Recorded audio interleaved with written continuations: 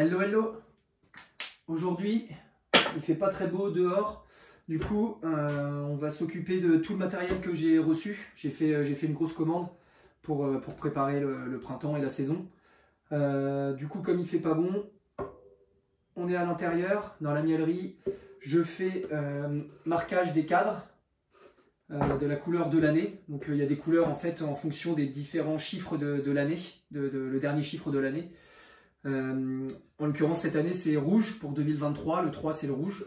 Donc là l'idée ça va être de les marquer tous un par un pour que quand ils seront dans le circuit, pour les années d'après, que je sache à peu près quel âge ont les cadres. Parce qu'on ne les garde pas ad vitam aeternam, on fait tourner, on jette les anciens. Donc voilà, le rouge pour cette année, ça va indiquer l'année 2023. Donc j'ai déjà fait les premiers, il m'en reste encore 10, 20, une trentaine à faire. Ensuite on va les cirer, j'ai acheté de la cire, on va voir ça par la suite. On va les cirer et après on va passer à la protection des ruches, des corps de ruches et des hausses à l'huile de lin. Et si le temps le permet, on ira au rucher pour que je puisse ouvrir un peu les ruches, voir l'état des réserves. Et si nécessaire, leur redonner un petit peu de nourriture. On va voir ça. J'espère avoir le temps. Je vais les sous-peser, on va ouvrir rapidement, voir.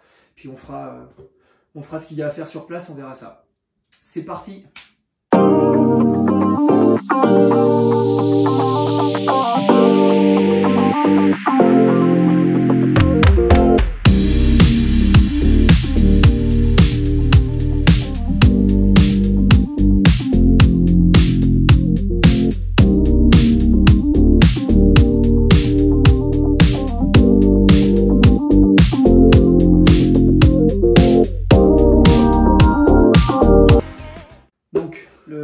Comme je vous ai fait voir, le premier est fait.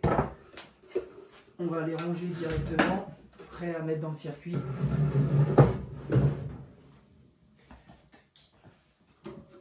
Et c'est parti. Je passe aux 10 autres. Et il y a encore 2 fois ça. Bon, j'en ai fait déjà un petit peu, donc il n'y en a pas trop, mais voilà, voilà ce qu'on fait. Alors, c'est pas forcément les choses les plus passionnantes qu'on fait en tant qu'apiculteur ou quand on a des abeilles hein, durant l'hiver. Hein, c'est le nettoyage des ruches, des corps, etc., de tout le matériel. On se réapprovisionne en cire, en corps de ruche, la peinture. Voilà, c'est pas le plus passionnant. Hein, comme tout apiculteur, on aime aller ouvrir et aller visiter les petites abeilles, mais bon, ça fait partie du job. Et puis, si on veut bien bosser et avoir du bon matos, c'est nécessaire.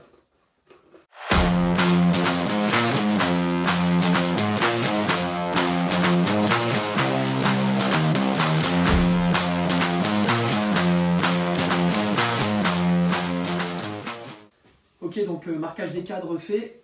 On va passer maintenant à la pose de la cire sur chaque cadre.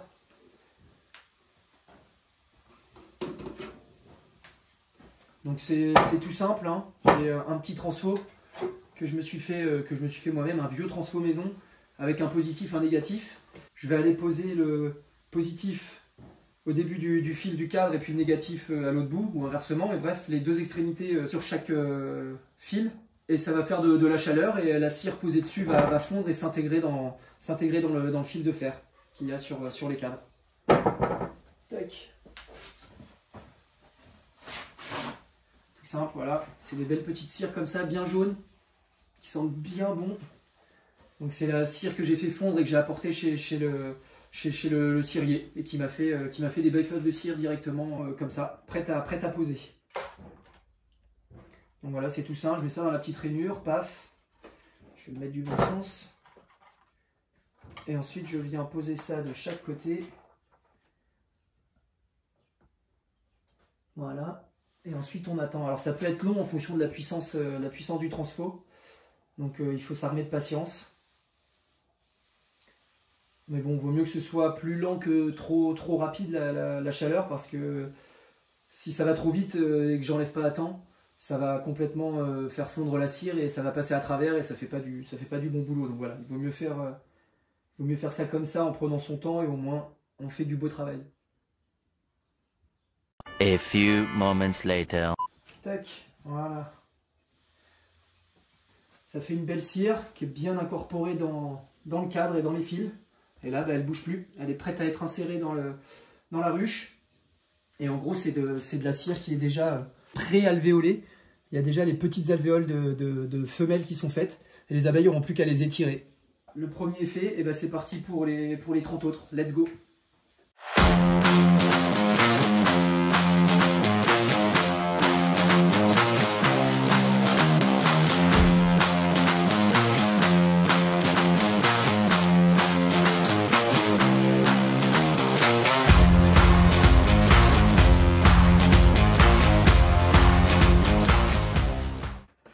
Sur les cadres de corps, j'ai mis différentes tailles de cire. Il y a ces cires gaufrées de cette taille-là et les grandes. Et du coup, celles-ci, elles sont destinées normalement aux cadres de hausse qui sont de cette taille-là. Voilà, qui sont de cette taille-là, c'est plus petit. Mais on peut aussi les mettre. On peut aussi les mettre sur un cadre de corps. Du coup, ça arrive qu'à la moitié. Mais ça permet aux abeilles, pour la partie qui n'est pas cirée, de construire comme elles veulent. Parce que lorsque je mets des cires gaufrées pré-alvéolées, elles vont faire que des alvéoles femelles. Elles sont plus petites. Alors que là où il n'y a pas de gaufres, elles peuvent faire des alvéoles pour les mâles. Les alvéoles de mâles sont un peu plus grosses. Comme ça leur permet de choisir ce qu'elles veulent faire. Et en l'occurrence, de permettre à la reine de faire naître des mâles. Donc en général, on appelle ça des cadres à mâles si on fait vraiment des séparations correctes comme ça. Là, elles vont en général davantage cirer des alvéoles de mâles, où la reine ira pondre des œufs qui seront non fécondés, on y reviendra plus tard, mais donc qui permettra de faire naître des mâles. Et ici, il y aura des femelles. Donc voilà, il y a plusieurs choix, ça dépend de ce qu'on a envie de faire. Pour leur faire gagner du temps, on peut tout cirer, ou alors on peut faire que la moitié. Ça nous fait économiser un petit peu de cire, puisqu'on n'en met que la moitié par cadre. Et ça leur permet du coup de pouvoir ensuite bâtir ce qu'elles veulent en dessous. Femelle ou mâle, ou les deux, mélangés. Voilà. Marquage des cadres, c'est fait. Pose de la cire sur les cadres de corps uniquement, c'est fait. Les cadres de hausse, on y reviendra. J'ai encore un petit peu de temps pour le faire. Je n'ai pas encore reçu toute la cire pour les cadres pour les cadres de hausse, donc on y reviendra plus tard, mais c'est à faire aussi. Donc là maintenant on va passer, avant le petit moment rangement, à la protection du bois. C'est parti pour la protection du bois, pour les corps de ruche et pour les hausses. Alors il y a plusieurs solutions. Soit on peut peindre avec de la peinture de différentes couleurs, peinture naturelle qui n'est pas nocive pour les abeilles. Soit on peut utiliser de l'huile de lin. Moi, c'est ce que j'utilise en l'occurrence, ça permet de garder la couleur du bois. J'aime bien la couleur du bois brut. Et pour l'utilisation de l'huile de lin, il y a plusieurs solutions. Soit avec un pinceau, on peint directement avec de l'huile de lin. Ou alors, la méthode que là j'utilise, pour cette année, je la teste, c'est de l'huile de lin dans un toit en tôle. Et puis, je vais tremper directement les corps de chaque face dedans, les retourner et ensuite les mettre à sécher. Donc, habituellement, je peignais directement avec un pinceau. Là, pour cette année, j'essaie cette méthode-là. Il y a une méthode qui est encore mieux. Apparemment, je ne l'ai pas testé, c'est de faire chauffer l'huile de lin à un certain degré et puis laisser tremper tout le corps de ruche ou la hausse directement dedans pour que ça s'imprègne encore mieux. Mais pour cette année, j'utilise ça et on va voir ce que ça donne. Alors, c'est parti. Tac. Je montre le premier, puis après, j'irai un peu plus vite, hein, mais l'idée, c'est ça. Voilà. On trempe. A few moments later. Maintenant, on va le mettre sur l'autre toit en tôle pour laisser sécher et égoutter. Tac. Voilà. Et c'est parti pour ce qui reste à faire, le corps de ruche et les dernières hausses.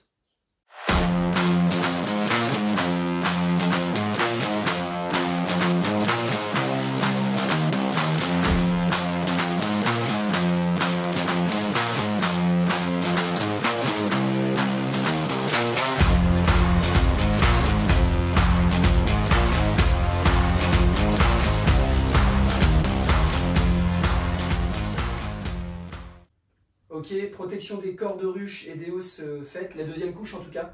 Pour les corps, je vais refaire une troisième couche pour être certain. Donc ça c'est fait, maintenant on va passer au rangement de l'atelier, de la mielerie.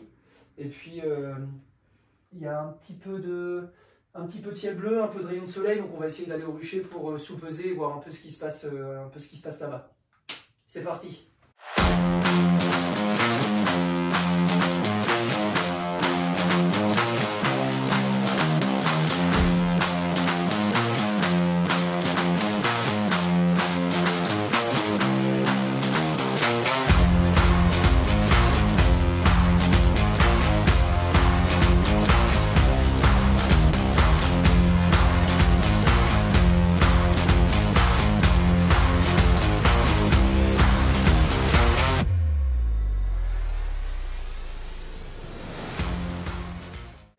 Bon, ça y est, après quelques minutes, quelques heures de rangement et de nettoyage, ça commence à ressembler à quelque chose.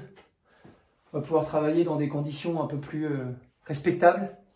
C'est pas forcément les choses les plus intéressantes à faire durant l'hiver, mais bon, ça fait partie du métier de l'apiculteur. Hein. Avoir un atelier, une miellerie qui est propre et rangée, préparer les cadres, préparer les nouvelles ruches, nettoyer les anciennes ruches, etc. C'est le travail qui n'est pas forcément agréable à faire, mais qui doit être fait. Il y a une petite accalmie là, il fait à peu près beau. Il y a quelques nuages plus ou moins gris. Mais bon, le soleil s'est montré, alors on va profiter d'aller rapidement au rucher. Je vais aller déposer un deuxième petit abreuvoir. On va aller voir si le premier est bien utilisé, puis voir si ça vole un petit peu. Donc comme je le disais, je profite de petits rayons de soleil là, il fait à peu près 15 degrés donc ça va. Désolé encore pour le vent, j'ai pas reçu le micro donc la qualité du son est pas top. On va remédier à ça très vite. J'ouvre les ruches rapidement, je les soupèse. J'ouvre les ruches, je regarde l'état des réserves en extrémité de l'essaim dans la ruche. Je vérifie si le pain de miel que j'avais mis a été mangé ou pas. S'il a été mangé, je remets un pain de miel. Donc habituellement, je mets des petits pains de miel que je garde moi de la saison d'avant. Là, il va m'en manquer un peu, donc ce qu'on fait, c'est que j'achète des pains de sucre, mélange de saccharose, glucose, qui sont faits en forme de pain que j'ai juste à déposer au-dessus de l'essaim, jusqu'à ce que les premières floraisons qui vont apporter du nectar aux abeilles arrivent. Et puis après ça, normalement, elles devraient faire leur boulot tranquillement. Elles devraient ramener assez de nectar pour se nourrir elles-mêmes et puis pour faire leur petite vie dans la ruche. Allez, c'est parti. Bon, j'ai mis la combi et la vareuse là. C'est nécessaire, on ouvre les ruches. Même si elles sont assez calmes, on va éviter les petites piqûres. Hein. C'est préférable. Donc je commence par la première ruche, mais c'est la ruche numéro 8. Je vous montre une première ouverture avec la vérification rapide et puis après j'enchaîne. Ça ramène toujours du pollen. Dans les poches pleines, c'est passionnant, c'est agréable à regarder.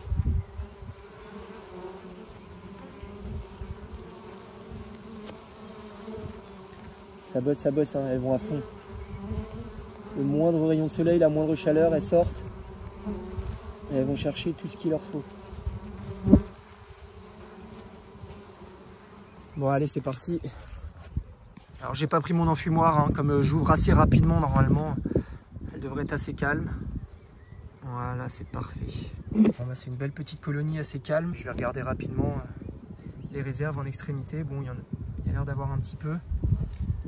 Je l'ai sous-pesée, elle est dans les normes pour une ruche composée de 7 cadres.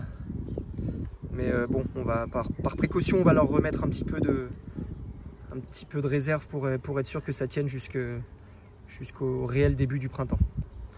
Allez. Tout le monde sort. Tac. La petite dernière, allez. Voilà. Ça, parfait. Tac, je découpe l'autre petit pain et je referme. Tac. Le petit rond est fait. C'est parti. Allez, que je les écrase pas. Allez, enlève-toi, toi. Allez. Voilà. C'est parfait, je perds pas de temps. C'est terminé, je referme. Tac. C'est bon. On n'y touche plus. Voilà, la ruche numéro 8 est faite. Donc vous voyez, je vous ai fait voir rapidement, c'est furtif. Hein. J'ouvre, je regarde l'état des réserves, je sous-pèse avant, je regarde l'état des réserves, je regarde après si le pain a été mangé, s'il a été mangé je le retire et j'en remets un rapidement et je referme. Pas plus que ça, pas moins que ça. Bon allez c'est parti, j'enchaîne toutes les autres.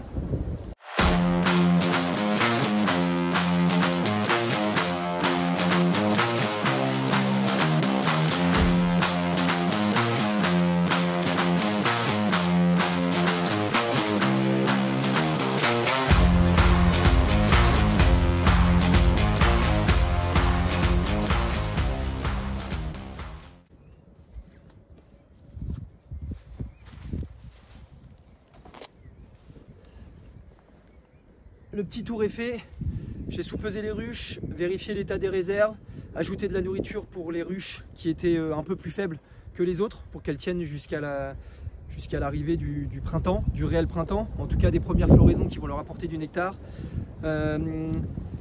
Pour les ruches qui étaient assez fortes, j'ai rien fait, j'ai refermé tout de suite, je les laisse comme elles sont. Elles sont assez fortes pour tenir jusqu'à l'arrivée des premières floraisons, donc rien à faire. J'ai plus qu'à noter tout ça pour me souvenir de ce que j'ai fait pour la semaine d'après. Et puis maintenant, il n'y a plus qu'à patienter encore quelques jours, quelques semaines, j'espère pas, mais pour la visite de printemps, on va rentrer dans le vif du sujet. J'ai hâte, parce que ça, bon, c'est intéressant, c'est passionnant, c'est nécessaire, mais j'ai hâte d'aller ouvrir les ruches, de les visiter, de revoir les petites reines. J'espère qu'elles sont toutes présentes. De visiter tout ça. On va voir ça dans les jours à venir, dans les semaines à venir. On va voir en fonction de la météo la semaine prochaine. C'est pas gagné, mais bon, petite abeille elle est pas pleine de pollen, elle est fatiguée. Hein. Bref, on se dit rendez-vous la semaine prochaine en espérant que je puisse les ouvrir. Et puis sinon on patientera gentiment jusqu'à ce qu'il fasse beau. Et puis d'ici là portez-vous bien et puis on se dit à la semaine prochaine. Ciao ciao.